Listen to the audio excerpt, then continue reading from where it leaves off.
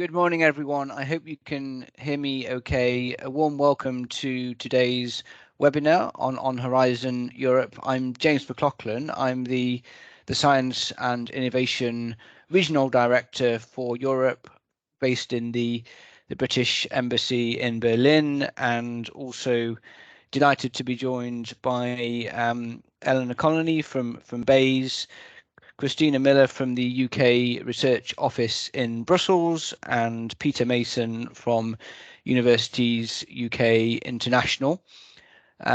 Great to see so many of you online today. You can hopefully all see this set of slides in front of the screen, and we'll share a copy of those plus a video of the session after the meeting online.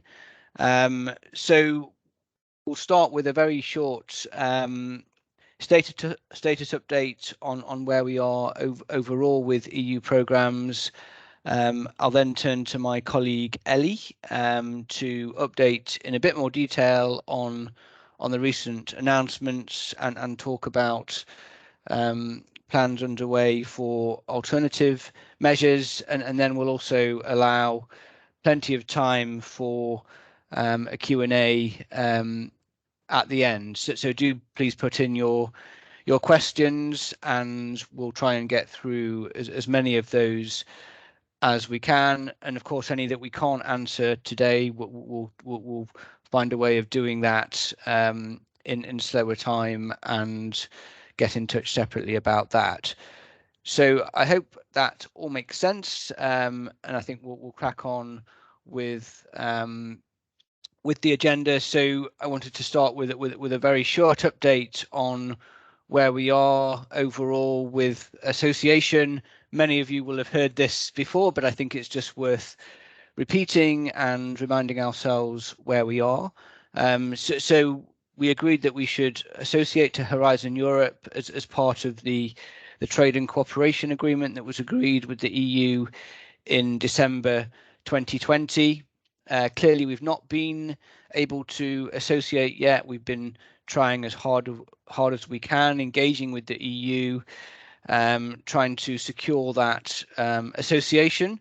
That remains the UK government's preference. This included launching formal consultations with the EU over the summer, and as you may recall from our last meeting, we sat down with the EU in September in Brussels to discuss that through.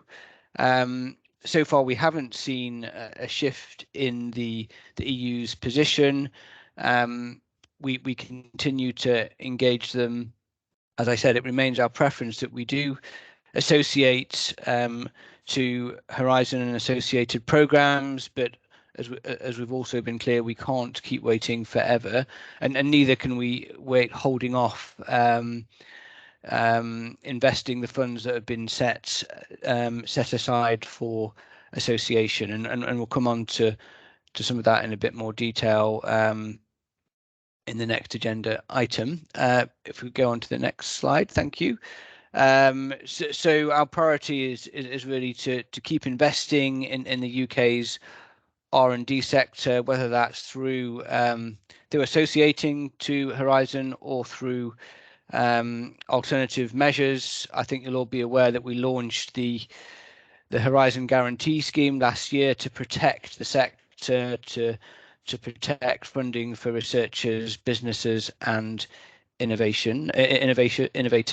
We do recognise that there does continue to be significant uncertainty, and in recognition of that, you'll have seen the announcement that we made recently on the additional funding, 484 million, to invest in the sector to help us retain the best talent and protect the R&D sector, given we are still in this period of uncertainty with the EU. So we're now at the phase of reviewing the next steps with respect to how we want to proceed with the EU. It's a decision that our ministers will need to take. We will keep you updated as we move into next year. and as I said at the beginning, our priority is really to keep supporting the UK R&D sector, while continuing to plan for non-association if we can't secure that access to Horizon that was agreed under the Trade and Cooperation Agreement.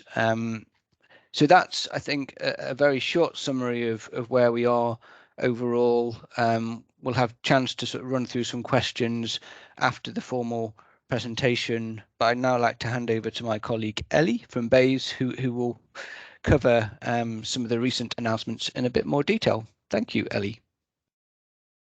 Thank you very much, James.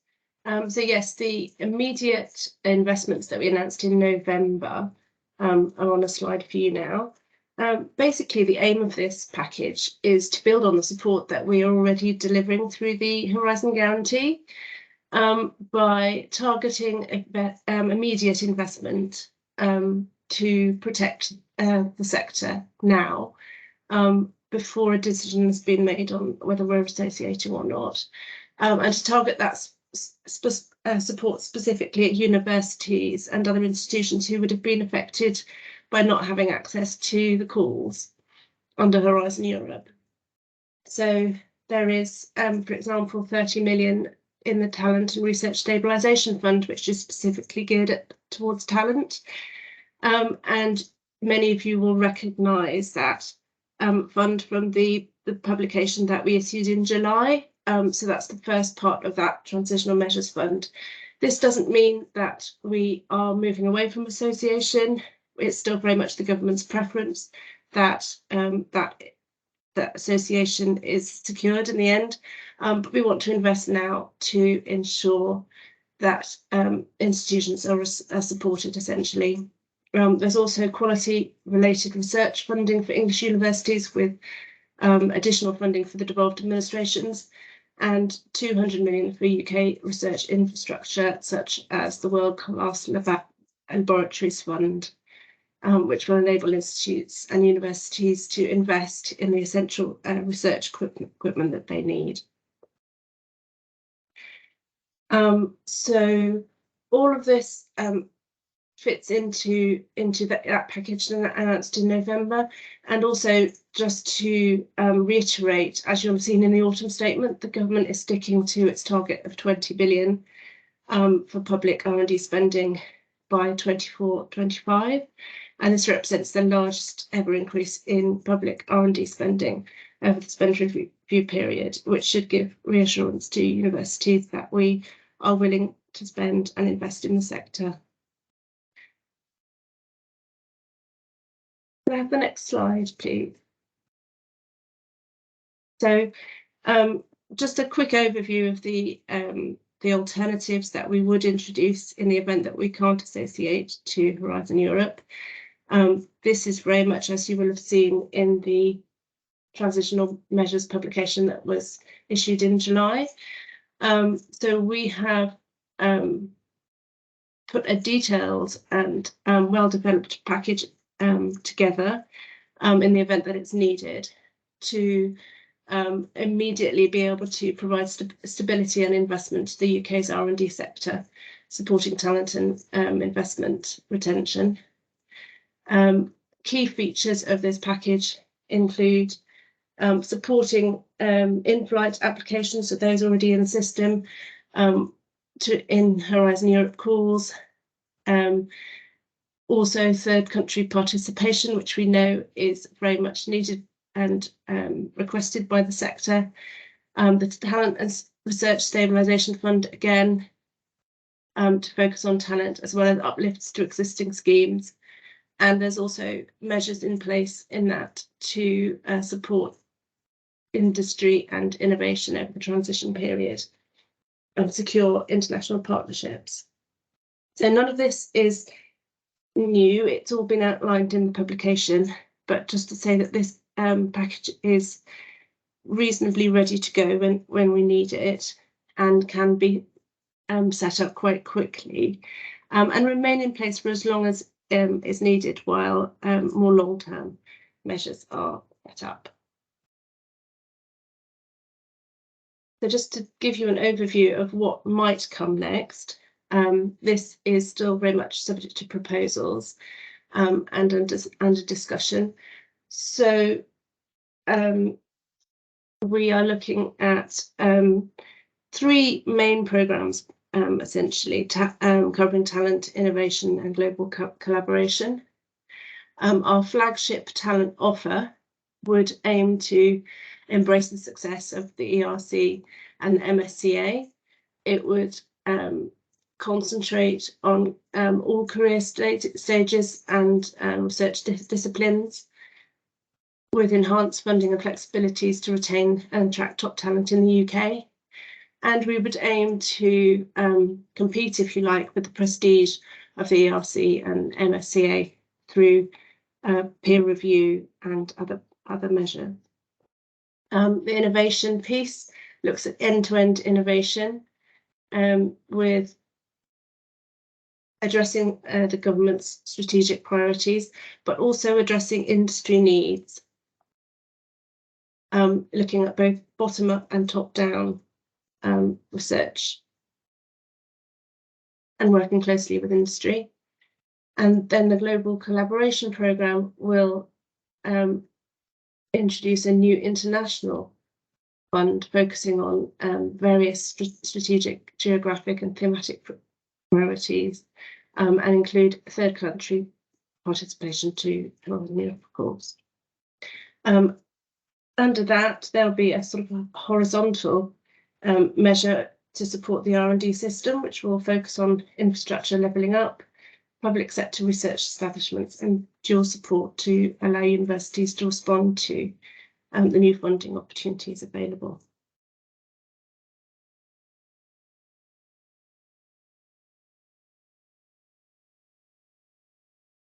That's it from me. Is there any questions?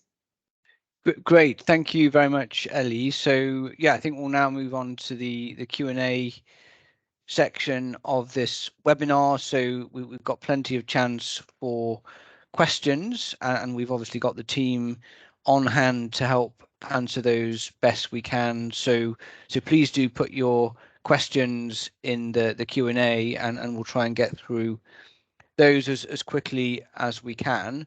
But perhaps to kick things off, we had a couple of questions sent in advance that we can perhaps start with. So the first was around an ERC starting grant, and the individual has until early February to decide whether to take it or not. So the question is, do you have advice on the best way forward? What is the prospect of association with the programme in the coming months? And then the second question is around the guarantee. And the questioner says that many of us are working on applications due in early 2023. Will the guarantee be extended to cover those applications, given that the matter of association remains unresolved? And the question is pressing, considering the long lead time required to prepare high quality applications. So perhaps we can start with those questions and then move on to some of the questions in the Q&A. So I'll perhaps hand over to Christina and Ellie, but on the question of what is the prospect of association with the programme in the coming months. I mean, it's obviously a bit difficult to say, and we can't give a definitive answer because we simply just don't know yet. And as we said during the introductory session, it's a decision that we're going to have to look at carefully. Ministers will be considering it carefully. As I said, our preference remains to associate, but we can't keep waiting forever, which is why we've stepped in with some of the support that we've outlined on this call. So I'm afraid it's difficult to give a definitive answer now, but of course we'll keep you updated as necessary. But perhaps I could turn to Christina and Ellie for their comments and advice on this one. So Christina, could we perhaps start with you first? Thank you. Thank you, James. So regarding the question of the ERC grant, whilst we do not know how quickly or how slowly the political discussions will go, what we do know is that the grants are covered by the guarantee. So if you've received a letter saying that you have been successfully evaluated in the most recent round, then this is covered by the UK guarantee scheme. And if you have specific questions about how to go about this, then it's possible for your individual situation, then it's possible to email the EU funding help desk. We can also send you details on signpost you to the relevant documentation from our ERC help desk. So my colleagues Sean and Phil would be very happy to help point you in the right direction and answer any questions. But in essence, your funding will be guaranteed under the UK guarantee if the UK doesn't associate to Horizon Europe in time. Thank you. Thank you, Christina. Ellie, is there anything that you would like to add on that? No, just to say, Christina's absolutely right. And as set out in our July publication, we will ensure that there's no gap in funding between the guarantee and the start of our transitional measures. So either the guarantee will be extended or the transitional measures will pick up where it leaves off. Great. Peter, did you also want to come in?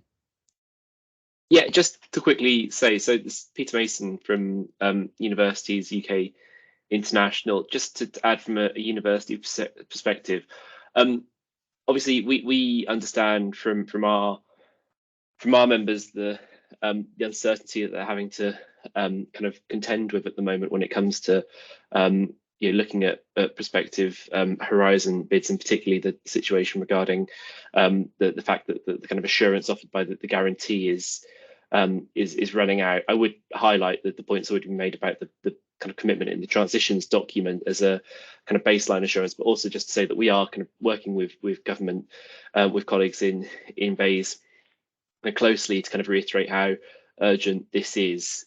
So just to kind of make clear that that is understood from our perspective as well, and we are kind of pushing for this to happen as soon as possible, in line with the commitment in the transitions document. Great, thank you, Peter. And I think that's probably a good segue to a question that we've received from Emma Dowden about universities and the UKRI Talent and Stabilisation Fund. And the question is there any information we can provide relating to talent and stabilisation funds beyond 31st of March 2023? So that's a sort of question from Emma. I don't know, Ellie, if you'd like to sort of kick off and then perhaps turn again to Peter for any additional thoughts that he may have. So is this question basically asking, will the Talent and Research Stabilisation Fund be extended beyond March? At this stage, I can't give you any firm assurances on that one, but since it is part of our proposed transitional measures fund, then I would think that is something that we would look into. I can just kind of offer kind of the UK view. We were really, we thought that the inclusion of the TRSF in the transitions document was a positive development, something that we'd called for an element of that funding to be allocated to institutions on a kind of a flexible basis, and pleased to see that included in the announcement a couple of weeks ago on the pre-decision spending. I do recognise obviously that the spending window is tight, as I think has been mentioned in the chat, and I realise that's obviously a challenge for a lot of institutions, but I think if our view would definitely be if the situation is unchanged in terms of association not having move forward in the coming weeks and months, then we'd be keen to see that more funding be kind of invested in the sector through that route, in advance of a decision being made. As I say, well, I should say as well, just to underline that our view is still that very much that we're hopeful that full association can still be confirmed. So we'd welcome that kind of statement from Ellie that the PRSF is something they continue to look at. Great, thank you. So perhaps let's move on to another question. So we've had one from Vasilis Sarantos, and the question is, in 2021, there are a number of updates issued by UKRI stating which Horizon Europe calls will be covered by the UKRI fund. And the question is this going to happen for 2022 calls? Christina, would you be best placed to kick off on that one? Thank you. So I think it's fair to say that as soon as there's an update to the announcement, then we would anticipate that there would be the same type of publications coming out. But just to reiterate the point that Ellie made earlier, there is an overarching commitment from the UK government that grants that have been successfully evaluated will be funded. There will be no gap, there will be no funding gap for successfully evaluated UK beneficiaries. So therefore there will either be the guarantee scheme in place, or in the case that the UK does not associate to Horizon Europe, there will be funding in place for third country participation. So in quick answer, yes, and there will be more information available regarding the exact details, but there is this overarching commitment in place enabling applicants to continue to apply with confidence. Great, thank you, Christina. So just picking out a few more questions. I think we've had a couple more on the ERC and one question from Andrew Fairweather saying that one of the advantages to researchers is of the ERC is its portability, and how portable will it be in Plan B?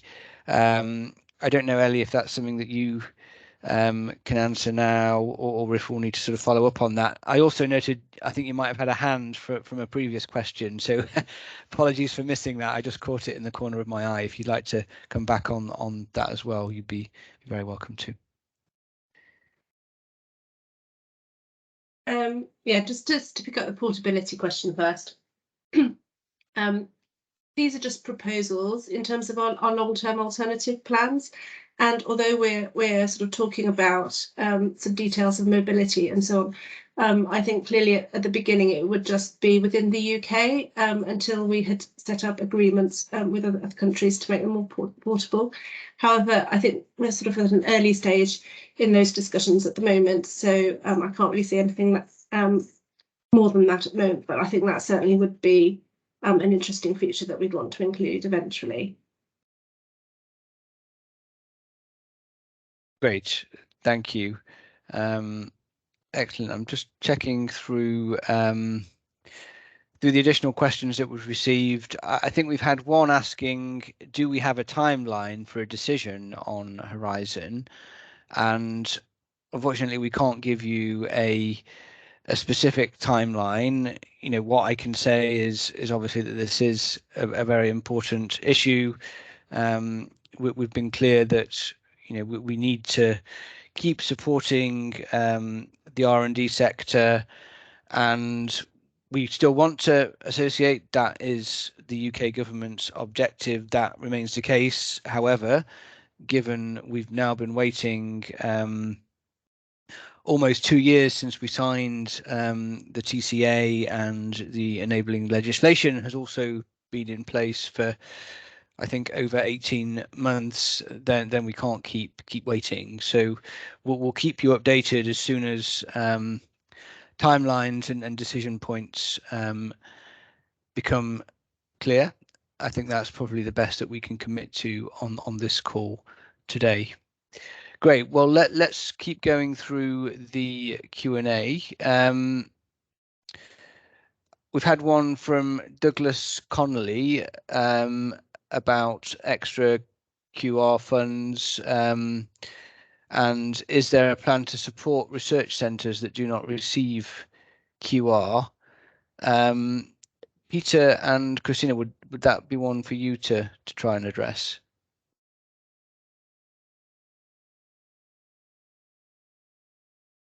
Yes, sorry, James, could you repeat that, please? Yes, I can. Let me just try and find it again in the chat.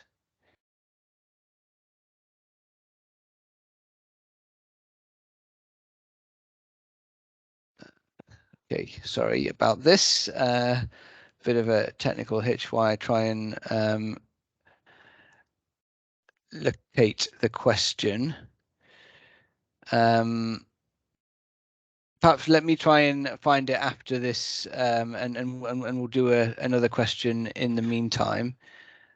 Unless you managed to find it, Peter. No, sorry, I was also I missed it. So I was also looking through the questions in the chat. Perhaps while you look for that one, there is one that I thought I could just say something about from Joe Galloway on what's being done to explain the UK situation to organisations in the EU. So we've been active on that front. I mean, we've been doing this for years at UKI and trying to kind of communicate the situation as it relates to the UK status in Horizon Europe through our kind of partner university associations and other EU stakeholders. Just recently, we've been engaging with the European University Association with a couple of meetings that we organised at the residence in in Brussels in October. We've had various meetings with groups of university associations across the EU to try and explain exactly where we stand and the fact that we have this guarantee that provides assurance, albeit kind of time limited at the moment, as we've discussed.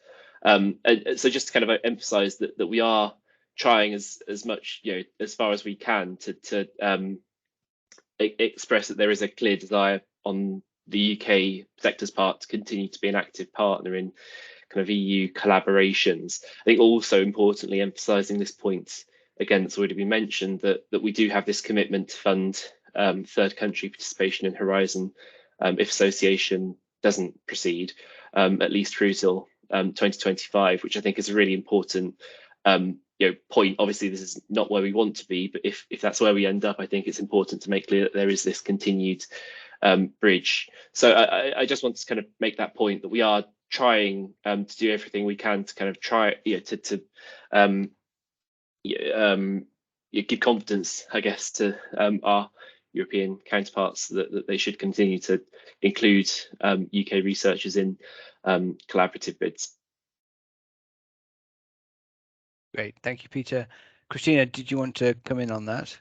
I'll just jump in on the same question. So thank you, Peter. And again, this is at the heart of the work that we're doing at the UK Research Office. So myself and colleagues across the UPCRO team work really closely with other stakeholders across the research and innovation networks based here in Brussels. What we're doing is prioritising our engagement. I see that many of our contacts are also on the line, so I'd like to say a big shout out and a thank you to all of the help that you've given us in relaying the questions that have come from your community, and also enabling us to provide the detailed and the practical updates via your networks. I think the important thing about working with our sister organisations and all of the wider networks means that we can not only provide the messaging around applicants being able to apply with confidence under the guarantee, but also at the practical stage. So the UK continues to apply as a candidate associated country. And again, we accept that there is a misconception around this, so we're working really hard to make sure that everybody understands that the UK at the moment is still a candidate associated country. So it will still apply as if it were an associated country at the application stage. We also know that at the stage where the grant agreement process preparation process takes place, there are a number of actions that need to be undertaken. So we've been working really closely with all of the stakeholders, both in the UK and EU partners, to understand the step-by-step process that needs to be gone through. So again, we've disseminated a step-by-step video on how to deal with the grant agreement preparation process, but also continuing to answer questions and provide detailed updates through our broader networks.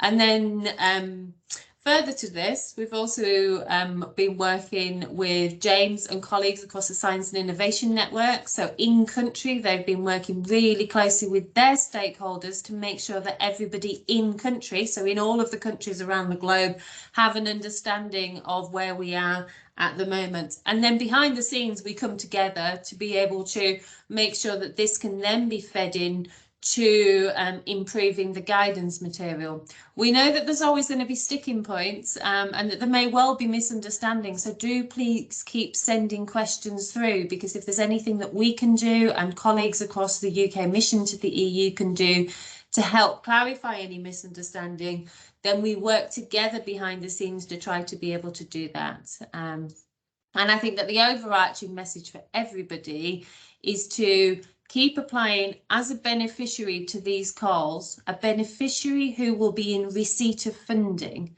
This is crucial, because I know I say this in every webinar, but you need to do this in order to be eligible for the UK Guarantee Scheme. If you are eligible, so in that situation, for any grants that are successfully evaluated as UK beneficiaries, that means that you would be eligible for the guarantee, assuming it's within one of the eligible calls, and therefore without any additional evaluation, so just picking up on some of the other questions, the guarantee funding would then be provided to the UK partners under the UKRI terms and conditions. So I know that's a slightly longer answer, but I thought it was useful to clarify those points, James. Thank you. Thank you, Christina. That is extremely useful clarification. So thank you for that. So the question I was referring to earlier was from Douglas Connolly, asked 16 minutes ago in the chat about the quality-related research funding for English universities, and the question is there a plan to support research centres that do not receive quality related research funding? So I don't know, Peter or Ellie, who would be the best placed to pick that one up. Shall I reply initially? So, I mean, just to reiterate, really, the immediate investment package that we announced in November is specifically targeted at those institutions that are missing out from us not being associated to Horizon Europe yet. So therefore, it is very much done on the basis of who would have benefited previously from Horizon 2020. That's not to say that there won't be additional investment coming later for other institutions, but this first package of spending is targeted at that. Thanks, Ellie. And we've actually had a link question about the QR, about the research funding for universities. I don't know if we're able to answer this now or not, but the question is about funding for the devolved administrations, and do we have any further information about this? How will it be allocated, and will it be allocated according to the sort of Barnett formula? I don't know if you're able to sort of comment on that now. If not, we can perhaps endeavour to come back with further information. I'm happy to respond. Unfortunately, I don't have much further information on this. So the exact approach is still being developed. George Freeman, the Science Minister, has written to his counterparts in the devolved administrations, and they will be drawing up a memorandum of understanding to take this forward. So we will be able to announce further details on this in due course. Great, thanks, Ellie. Well, let's continue through, and perhaps I'll turn to colleagues in a second to sort of see if there are any sort of questions that they would like to pick up on in the Q&A. Firstly, we've had a question from Adam about Plan B and commenting that it's currently all bilateral engagements. What plans are there for multilateral international engagements? I think it's a good question. And I would say that, of course, alongside attempts to associate, we're trying to further our bilateral relationships with European countries where we can on science and innovation, and we're keen to find new ways of doing that.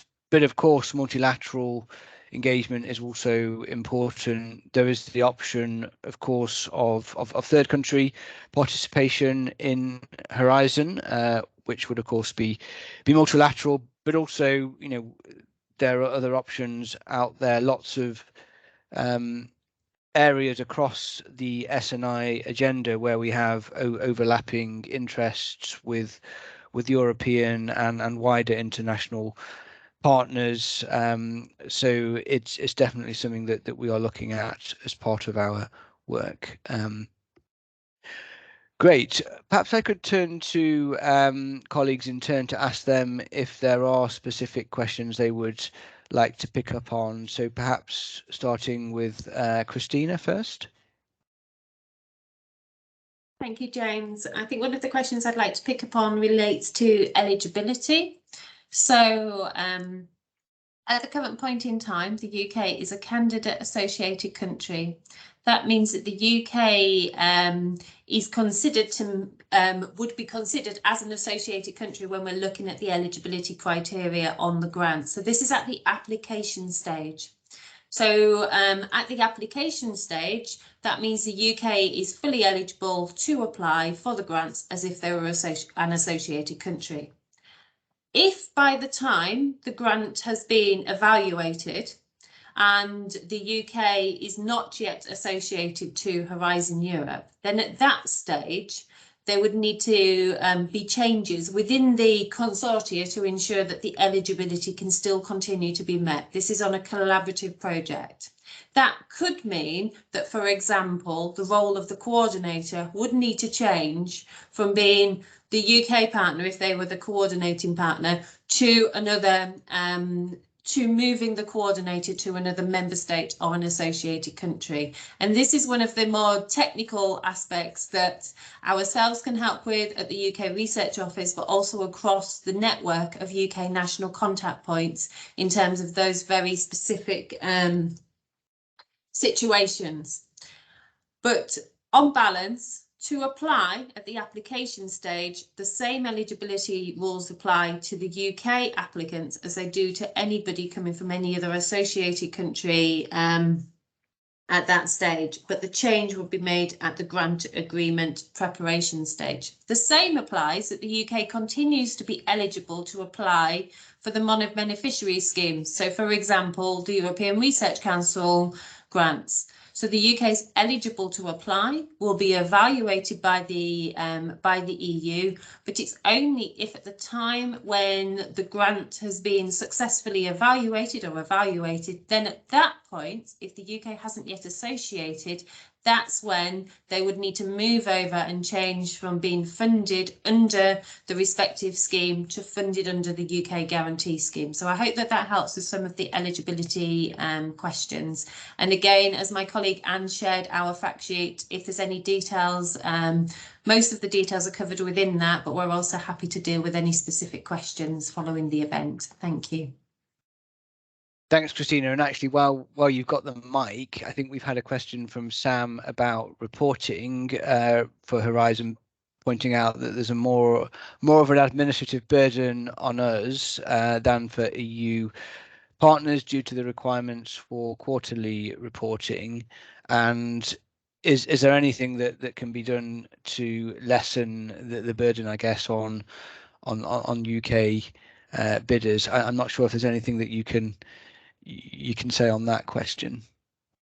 Okay, thank you. So this is under the projects that are being funded under the UK scheme administered by UK Research and Innovation.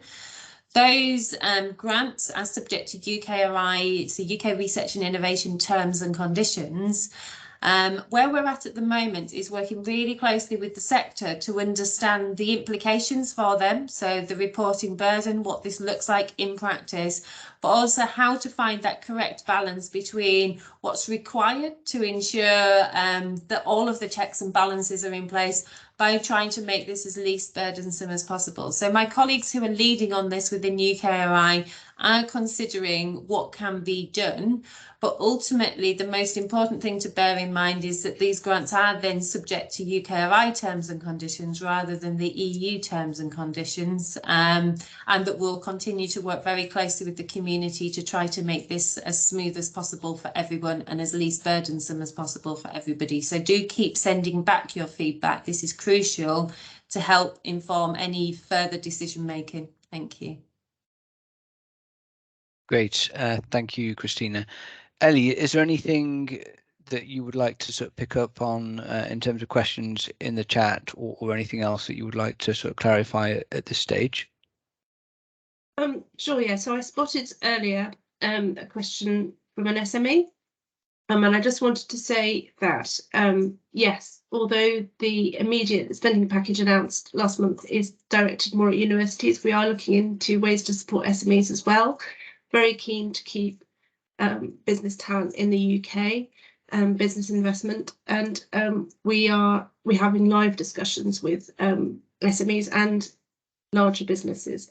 In fact, I think we have a roundtable coming up shortly, so if you'd be interested in joining, we would love to have you. Please do get in touch afterwards. Great, thank you, Ellie. Peter, anything on your side?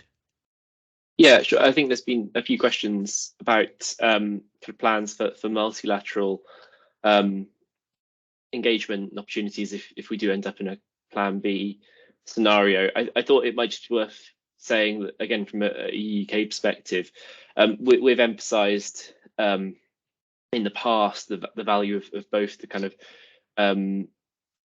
top-down country and thematic specific calls and flexible bottom-up opportunities, and multilateral opportunities clearly are an important element of this. And obviously, moving away, if we were to move away from Horizon, then that would be a gap. I think the one thing I would say is that we do acknowledge is that there are, although there are some obvious opportunities to do that I think the UK could look to invest further in, like Belmont or the Human Frontier Science Programme. Obviously, these do take at a more holistic level, they take a long time to build up. So I think that is just something that I would kind of acknowledge, I guess, in terms of one of the obstacles in seeking to develop domestic alternatives, which is kind of an inherent challenge, I guess, with this whole issue, but definitely something that we're support and would be keen to see kind of factored into those plans. Great, thank you, Peter. I'm just checking the Q&A. We still do have a few more minutes if people online have more questions. I think we've probably had a few more about the guarantee. So one from Steve, who is from a UK educational charity, and a question about will the guarantee be available for a project that may not start until the end of next year, and a question from Josie about will the guarantee apply to both HEIs if there are two UK beneficiaries in a consortium? And I think that applies to an ERC synergy consortium. Christina, I know you've covered some of this. Would you like to come back in and also see that Ellie has a hand, so may want to come in as well on this? Thank you. I don't know if Ellie would like to jump in immediately on this before we answer. Yeah, I was just going to reiterate the message that we've said before, that yes, you must keep applying as beneficiaries of Horizon calls. So if you are looking at calls in February, March, whenever, keep applying, because as we said, the guarantee will either be stretched or the transitional measures will pick up. But either way, if you've applied as a beneficiary, the guarantee will cover you. I don't have the answers to the more technical questions. I don't know if you can help me out there, Christina. Okay, thank you. So on the more technical questions, I see there's a lot of questions in the chat regarding applying for calls that are coming up. At the application stage, it's crucial that applicants apply under the EU, according to the EU eligibility criteria, according to the EU assessment criteria, and the same in terms of the eligibility of costs. So at the application stage, the UK is still a candidate associated country. So the application needs to be as a beneficiary. So the UK applies as a beneficiary in receipt of EU funding, this is so that they are eligible for at the application stage, and if association is then confirmed prior to the grant agreement stage, that project would then be run as an EU project. The bit where it gets really confusing is that if we get to the point, as we have done with all of the grants so far under Horizon Europe, where at the grant agreement preparation stage, the UK is still yet to associate, that's when the changes need to be made, because the UK guarantee would then fund the successful UK beneficiaries either on a mono-beneficiary programme or as part of a collaborative programme for the UK grants, and it would fund them under the UK guarantee. And that's where the change in terms and conditions comes into place. UKRI does not undertake an additional evaluation of the projects. UKRI will provide the funding according to what has been put in to the EU grant, but it's only at that stage where changes are made, and it's at that grant agreement preparation stage where we provide that step-by-step process. Second to that, we do know that there are some of the grants that are a bit more complicated. So, for example, more recently, we've been working with successful grantees for the ERC Synergy grants. My advice here is that if you are working on an ERC Synergy grant, because these are a different type of funding scheme, if you're working under one of these, and let's say you've received notification that you have been funded under one of these, that you're based in the UK, please do come directly to us to provide you with that detailed information about where you sit with your project. And this is something where my colleagues at the UK Research Office, along with our colleagues in the ministry, so in BAYS and in UKRI, have been working really closely to find solutions for these grants so that they can continue to be successfully funded. But there are a few more steps that need to be undertaken, and we will work through those individually with each of the grants. So I hope that helps, just flicking through some of the questions. I may come back if there are more questions arising from that. Thank you. Thanks, Christina. I think there might be a few more technical questions in the chat, but if we've got time, we can try and come back to those. Peter. Thanks. There's a relatively straightforward question from Eleanor Dennison about figures on UK participation, and just to say that yes, there are relatively easily accessible figures available on the Horizon dashboards, and indeed UCRO have run several workshops on accessing that data. So if you're an UCRO subscriber institution, you'll be able to make use of those resources. But it's not. It is a little bit clunky, but it's doable. So I'd recommend, if you're looking to find that information, checking the dashboard. I mean, obviously, to be clear, that there is a downward trajectory, which we're aware of, which we've been flagging to government and UKRI, which I think is obviously well understood.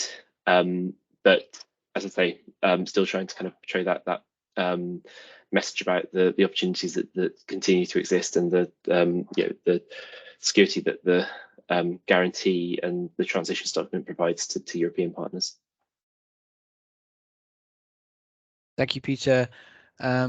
We've had a question from Maria Adams about data on associated partners' participation and can that be included in the Horizon Europe dashboard, which would help highlight examples of successful UK. Peter, was that the question that you were? Because I think we've had a couple of linked questions around information. It was a separate one, but I think there are. You can look at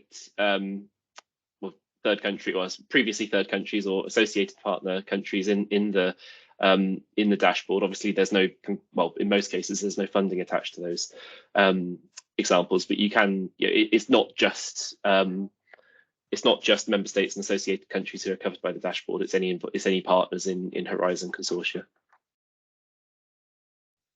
Great, thank you, Peter. Christina, we've had another technical question about the MSCA DN joint doctorate calls, and the question is, are UK institutions allowed to apply for a joint or double doctorate? And if the UK won't have been associated by the time the proposal is evaluated, what happens to the UK partner in that scenario? Is that something that we can answer now, or would we need to come back on that? That's something that it's best if they get in touch with us on the help desk to work through that in detail. It might take more than 7 minutes to go through the intricate details, but yes, at the application stage it's possible still to apply, and my colleagues Branwen and Anne will be happy to provide guidance on what would need to happen at the grant agreement preparation stage. We do realise that this is incredibly challenging for the whole community to work out through these two scenarios. The UK is very much hoping that we will still associate to Horizon Europe, and therefore that's why the guidance remains the same, to continue applying as you have done throughout the entire programme as a candidate associated country. But we do recognise that this is an additional step that needs to be undertaken at that stage to ensure that the grant continues to be eligible. Thank you. Thank you, Christina, and that's a good reminder that we do have the help desk to help with more detailed questions that you may have. So please do get in touch with Christina's team about any questions or queries you've got that might be of a technical nature and in relation to specific projects and bids. Peter, would you like to come back in? Yes. So one other question I've spotted in the Q&A about whether the additional QR can be used to cover the unfunded FEC on other UKRI or existing UKRI grants until the end of March. I mean, I don't have the definitive answer on that. It would seem possible under the terms of the, when you look at the letter, which I put the link to, or the webpage I put the link to in the chat, but I think that's probably a question that's best directed at colleagues in Research England. So I can include the link in response to the question to Matt, but just to mention that point. Excellent. Thank you, Peter.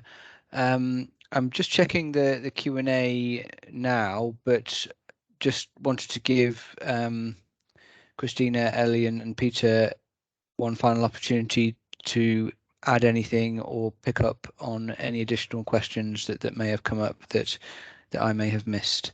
So perhaps Ellie, starting with you, and then Christina, and then Peter.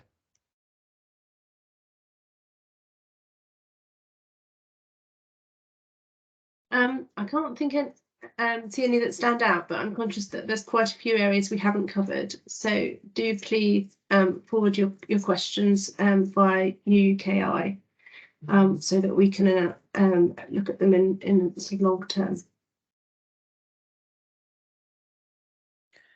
Christina, is there anything else on your side that you would like to add? Maybe to add from our side that we will very shortly, so imminently, be issuing an update to our colleagues in UK Research and Innovation, an update on the guarantee statistics. This will show the numbers of the grants that have been submitted under the guarantee scheme, so where they've been submitted and vetted, and then the ones where they've progressed. So it's the expectation that all of the grants would then progress to being funded and where the grant award letters have been issued. So currently over 1,000 grant letters have been issued, so award letters at a value of over £590 million. So this is providing that latest update. And then the second point is just to reiterate all applications that will be going into the current, so the work programmes have now been issued for the next round of work programmes, and the message is for the UK to keep applying to these calls as a candidate associated country in receipt of EU funding for the UK partners. And any questions that you have, come to us as the UK Research Office. Myself and colleagues will be happy to help, but also make the most out of all of the networks of help and support that's available, including the many of our colleagues from across the National Contact Point Network are on the call today. But also do reach out to them for specific questions regarding applying. There's a lot of support available out there, so please do make the most out of this. Thank you. Thank you, Christina. Ellie, did you want to come back on that? I see you've got a hand. Sorry, it was just to say, any questions on target partnership countries for the global collaboration strand, do please pass those on to Universities UK, and I will collate them and give them to our global team to answer, because I'm not able to. I don't know the answers today, but I'm sure that they'll have some responses for you. Excellent, great. Peter, final word from you before we close today's session.